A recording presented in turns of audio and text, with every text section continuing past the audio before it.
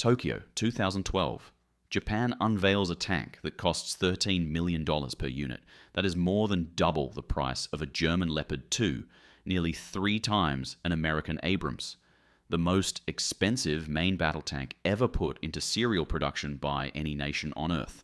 There are exactly 117 of them. They have never fired a shot in anger. They have never crossed a border. They have never been exported to a single ally. And under Japan's own constitution, they arguably should not exist at all. Its name is the Type 10 Hitomaru. And the story of why Japan spent $4 billion developing a weapon it is legally forbidden to use offensively is one of the strangest in the history of modern warfare.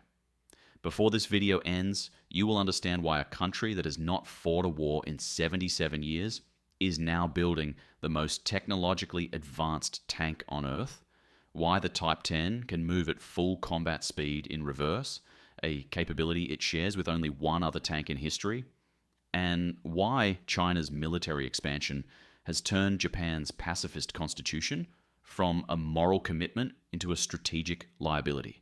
But here is the detail that should already be sitting in your mind. The Type 10 has a feature no other tank in the world has. It can crouch, and that single capability reveals everything about why Japan built this machine and what they expect to do with it. To understand the Type 10, you need to understand Article 9 of the Japanese Constitution, written in 1947 under American occupation. Japan forever renounces war as a sovereign right of the nation. The Japanese military, and officially called the Self-Defense Force, not an army, is prohibited from maintaining offensive military hardware. No aircraft carriers, no long-range missiles, no weapons that could be used to attack another country. For 7 decades, this worked. Japan sat behind the American security umbrella, spent its defense budget on semiconductors and automobiles instead of weapons, and became the world's second largest economy.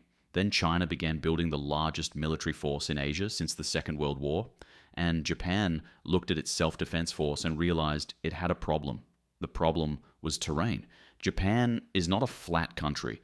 It is a chain of islands, most of which are mountains. The roads are narrow, the bridges are old. Many were built for civilian traffic, not for 60-ton main battle tanks.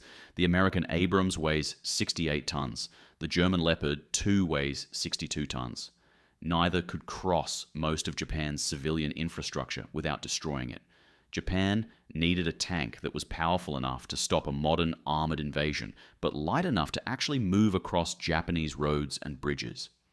Mitsubishi Heavy Industries spent 15 years solving that problem. The answer weighed 44 tons, lighter than any NATO main battle tank, and could do something none of them could. It could crouch.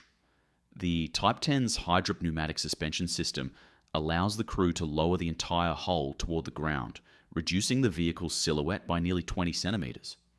In hold-down defensive position behind a ridge, the Type 10 presents less of itself to an enemy than any comparable tank on Earth. It can also raise one side while lowering the other, tilting the hull to compensate for uneven mountain terrain so the gun remains level when the tank is on a slope. These capabilities exist because Japan's self-defense force doctrine is entirely defensive. Every tactical advantage the Type 10 possesses is about surviving on Japanese terrain, not advancing across someone else's. And that defensive philosophy shaped every other design decision in the vehicle. The C4I system, command, control, communications, computers, and intelligence, is the Type 10's most significant capability. Every Type 10 in a formation shares a real-time digital battlefield picture. The position of every friendly vehicle, every identified threat, every fire mission in progress, all of it displayed simultaneously on every commander's screen. In a defensive battle across mountainous Japanese terrain, where line-of-sight communication is impossible and every valley is a potential ambush site, this network awareness is the difference between coordinated defense and isolated units being picked off one by one. Japan did not build this system because they wanted the most expensive tank. They built it because their specific geography demanded it. The gun is a 120mm smoothbore developed entirely by Japan Steelworks, the first indigenous tank gun Japan has produced since the Second World War. Until the Type 10, Japanese tanks used a licensed German Rheinmetall cannon The decision to develop their own was not purely military, it was industrial. Japan's arms export laws, among the strictest in the world, mean that every weapon system Japan develops must be for domestic use only. No foreign sales, no license agreements, no technology transfer. The $4 billion development cost of the Type 10 is borne entirely by Japanese taxpayers for a weapon that will never earn a yen in export revenue. That decision to develop world-class military technology in complete isolation from the international arms market is without parallel in modern defense economics. Then came 2022. Russia invaded Ukraine. The world watched a modern armored force equipped with T-72s, T-80s, T-90s struggle against a determined defender with Western anti-tank weapons, drone surveillance, and networked communications. Japan watched very carefully, because what Ukraine demonstrated was not just that Russia's tanks were vulnerable, it was that the Type 10's design philosophy, networked, defensive, terrain-aware, crew survivability focused, was exactly right for the kind of war that modern great power conflict actually looks like. Japan had spent 15 years and $4 billion building a tank for a war it was forbidden to fight. Ukraine showed that the war was coming whether Japan wanted it or not. China's military expansion has made Japan's strategic position increasingly difficult to ignore. The People's Liberation Army now fields more than 5,000 main battle tanks. It has been expanding its amphibious assault capabilities specifically designed for island operations, the kind of operations that would be needed to seize Japanese territory. Japan's southwestern islands, including the Senkaku Islands claimed by both China and Japan, are exactly the terrain for which the Type 10 was designed. In 2022, Japan revised its national security strategy for the first time in 10 years.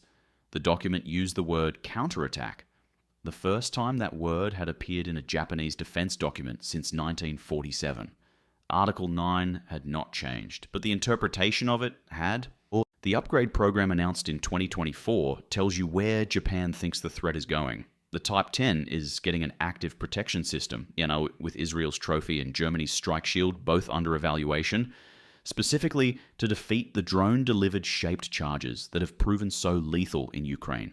It is getting a remotely operated 30mm gun to engage unmanned aerial systems. The vehicle that was designed in the 1990s for a Cold War-style conventional invasion is being upgraded for the drone-saturated network-contested warfare of the 2020s.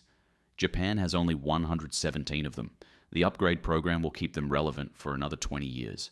In a country that produces 10 tanks per year due to budget constraints, keeping 117 tanks effective is not optional. It is the entire defense plan. Compare the Type 10 to its closest peers. The American M1A2S EPV3 Abrams, 68 tons, cannot cross most Japanese bridges, costs $9 million. The German Leopard 2A7, 68 tons, similar infrastructure problems, $15 million. The South Korean K2 Black Panther, 55 tons, $8.5 million, exported to Poland and Norway. The Type 10, 44 tons, $13.57 million, exported to nobody. Japan has built the most expensive tank in the world for the most specific possible purpose, in the most legally constrained possible defense environment, and refused to sell it to anyone. That combination of technological ambition, strategic necessity, and constitutional paradox exists nowhere else in the world, and it is about to be tested. Here is where we are. Japan built a $13 million tank under a constitution that forbids offensive war, designed it for terrain that destroys heavier Western vehicles, gave it capabilities no other tank possesses, produced exactly 117 of them, and is now upgrading them for a threat environment that did not exist when the design began. The Type 10 has never fired a shot in combat. It may never fire one, but the Chinese amphibious fleet that is the reason it exists grows larger every year. And Japan, the country that wrote peace into its constitution in 1947, is quietly, expensively, and very deliberately preparing for the possibility that peace is no longer something a constitution can guarantee. Subscribe. Next week, we cover the tank Japan built before the Type 10 and why the Self-Defense Force is still operating it alongside the most expensive tank on Earth.